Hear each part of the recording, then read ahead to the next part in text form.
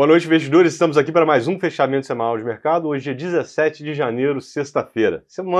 Começamos o ano de fato na semana passada. Essa semana é mais uma semana cheia de dados, não é, Arilton? É isso, tivemos bons dados, dados bons que surpreenderam e os dados ruins vieram em linha com o esperado. E o mercado reagiu positivamente. Primeiro foram os números da China. Saíram sempre muito acima do esperado pelo mercado. Produção industrial, PIB, tudo sinalizando que a economia chinesa está crescendo. O problema da China é que esses dados vêm depois de uma reação forte do governo contra economistas que estavam fazendo análises críticas aí sobre as qualidades dos dados. E aí eles estavam abaixo da meta e o número veio alto o suficiente para atingir a meta. Convergiu imediatamente para a meta, né? Tire suas próprias conclusões. Aí, bom, nós não temos jeito de falar, mas o mercado está comentando. Então, são dados bons, seriam bons para o Brasil se forem. Inclusive, mas no mercado reagiu bem esses dados também. As bolsas chinesas subiram, minério subiu. Que importa muito para a gente também, subiu, né? E nessa atuada, depois eu comento, a Vale subiu também. Né? Não só por causa disso, mas também por causa disso. Bom, isso aí é a China. Aí vamos para a Europa. A Europa, como sempre, vem com dados ruins, continua com problema. Economia muito lenta e mesmo sinalizando queda nesse ritmo e inflação bem mais resistente do que se esperava anteriormente, tendo em vista o ritmo da economia.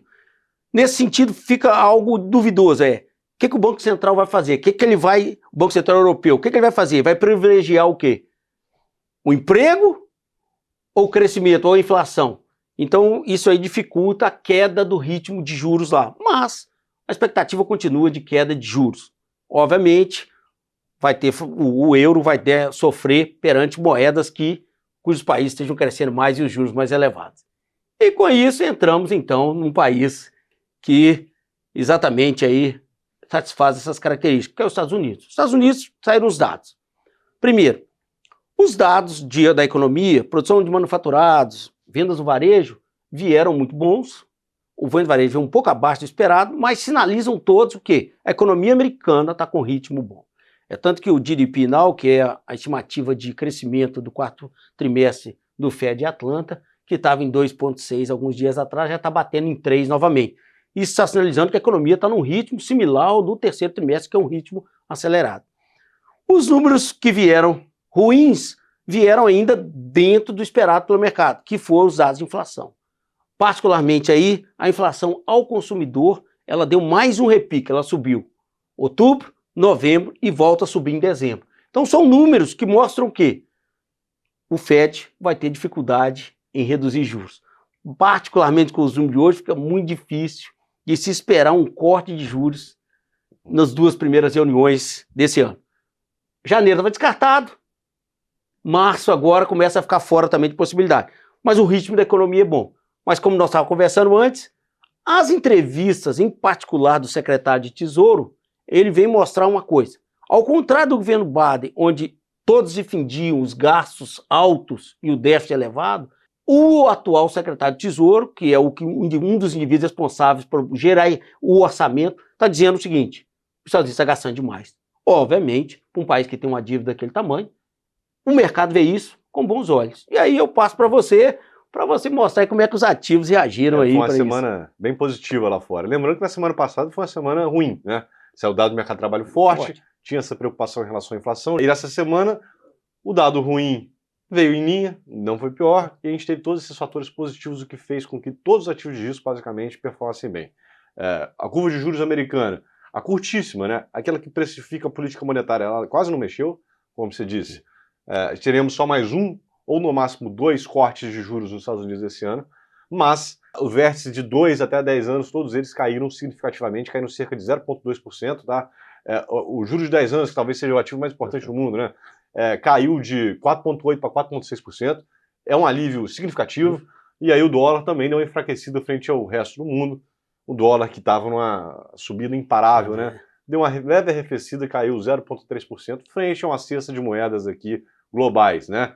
Nessa toada também, atividade forte, juros caindo, a bolsa reagiu muito bem. S&P, que é o principal índice acionário, subiu 3%, a Nasdaq subiu 2,6%, e o que sofreu mais na semana passada, que é o Russell 2000, aqui olhando para empresas de economia mais tradicional, que são mais impactadas pelos juros num cenário como esse, reagiu muito positivamente, fechando uma alta de 4%. E como eu disse, os dados de China aqui, apesar de haver uma suspeita também, foram muito bons. Ajudaram para uma performance aqui de ativos chineses e commodities metálicas que também acabaram ajudando aqui a gente na margem. E diante desse pano de fundo positivo lá fora, e uma agenda mais vaziada aqui, tivemos dados aqui, né, Arilton? Tivemos dados, mas os dados aqui são dados esperados. Olha só, tá claro nos últimos meses aí que nós estamos com uma perda de ritmo na economia. Nada demais, não é que nós estamos entrando no buraco, nada disso. É simplesmente a economia está perdendo ritmo. Os dados que veio do setor de serviço, todos, eles vêm sinalizando, continuam sinalizando que a economia perde ritmo. Nada demais,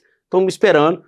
O choque do primeiro trimestre do ano que vem provavelmente é capaz de ativar mais uma vez a economia. Qual o choque que eu estou dizendo? É a safra agrícola, a safra de grãos, que deve bater novo recorde. Esse ano vai puxar a economia. Mas o que aconteceu? Uma coisa que foi aprovada no Congresso e ontem o presidente sancionou, foi o PLP 68, que regula aí a reforma tributária. Essa reforma tributária tem muitos pontos positivos, que é a simplificação e tudo, mas a alíquota dela está preocupante. Mas o mercado parece que está apoiando, e aí isso aí é mais uma notícia boa que se juntou aos números lá de fora. Então é o seguinte, no Brasil, como nós falamos na semana passada, a ausência de notícias ruins ajuda o mercado.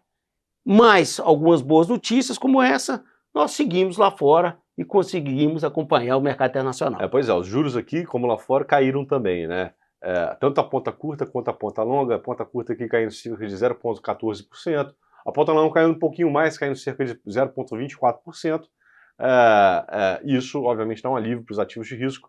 A gente teve uma semana muito boa para o Ibovespa. Ibovespa fechando na casa dos 2,8%, com destaque aqui para o setor financeiro, né? Seguradoras, bancos, etc. O índice, o IFNC, que é o índice que representa essas empresas, subiu 5%. E a gente também tem um outro destaque aqui, que é a Vale ajudado pelos números chineses, mas também a gente teve o desinvestimento da Cosan, conglomerado aqui do Rubens Desenvolvimento, um grande empresário brasileiro, adquiriu uma participação relevante nela lá em 2021, 2022. Ele desinvestiu, a Cosan estava com uma alavancagem elevadíssima, e julgou que para a estrutura de capital da empresa faria mais sentido desinvestir dela. Então, na quinta-feira ontem, a gente teve um block trade, e a Cosan vendeu 10 bilhões mais ou menos aqui nesse block trade, sua participação, e a Vale acabou fechando a semana, subiu cerca de 5%, Vale é a terceira maior empresa do índice hoje, foi superada pela VEG, então, obviamente, também ajudou bastante o índice a performar. O dólar, na direção do resto do mundo isso. Caiu também, o dólar caiu cerca de 0,6%, tá? E o destaque negativo é o IFIX. Aí vamos lá, o que aconteceu com o IFIX. IFIX é o índice de fundos imobiliários, perdão, gente. Quando o governo sancionou o PLP 68, um dos vetos foi o seguinte: os FIIs e FIAGROS aprovados no Congresso, eles não iam pagar o IVA, tá? São fundos que têm que negociar bens e eles não iam pagar o IVA. O governo vetou. O que significa isso? Que eles vão ter que arcar com o custo adicional de imposto. E aí a reação, porque obviamente você tem que pagar mais imposto, a lucratividade do fundo vai cair.